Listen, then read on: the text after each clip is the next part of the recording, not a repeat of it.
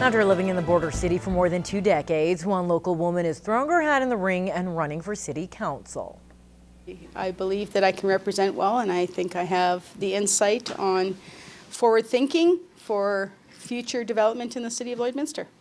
Laurie Makichuk's name will be on the ballot for city council when Lloydminster holds a by-election at the beginning of next year. The mother of 3 had been toying with the idea for a while, but decided now was the right time to run. Kids are all older now, and my interests are with my grandson. The future of the city is important to me for him to grow up in an awesome city that his mother has grown in.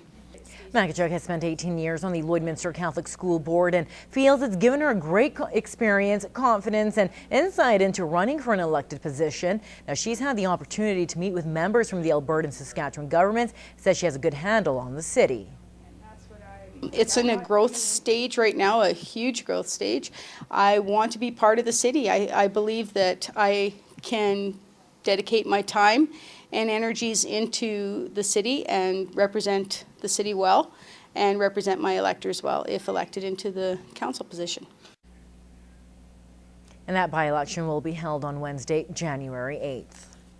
A dozen community groups in the border city are on the receiving end of some provincial grant money. The 2014 Family and Community Support Services Grant Program gave out more than $400,000. Annika News caught up with a few of these programs today to find out how the money will be used. It's a pretty happy moment at Big Brothers Big Sisters. It helps to fund actually 2 of our programs in our agency. Brenda Robinson says the $50,000 will fund their in-school mentoring program and the summer program. She says without this grant it would have been difficult as they have an operating budget of $400,000. That would be questionable because the other portion would have to come from fundraising, which we already fundraise half of our budget, or it would have to come from applications of other grants. Councillor Larry Sauer says the city works with the FCSS grant program to determine how the money is distributed. There's a criteria set up, and actually the criteria for FCSS is set by the province. But it comes to, we have a committee within the city made up, it's called the Lloydminster Community Grant Society. So they use the criteria that they are given and then go over that to determine if they meet the criteria, and then if they do, how much funding they get. The Lloydminster Community Youth Centre received $50,000 as well, and staff say it comes at a perfect time as they are planning to move into the RCMP building next summer. After we move, we're anticipating that with more room, we're going to have more youth. And so we will then need more funding to keep the program going. So this funding is very important to us. Pat Trundle has been with the centre more than a decade and says she's seen many lives changed over the years, and also says this is the first time they received this grant.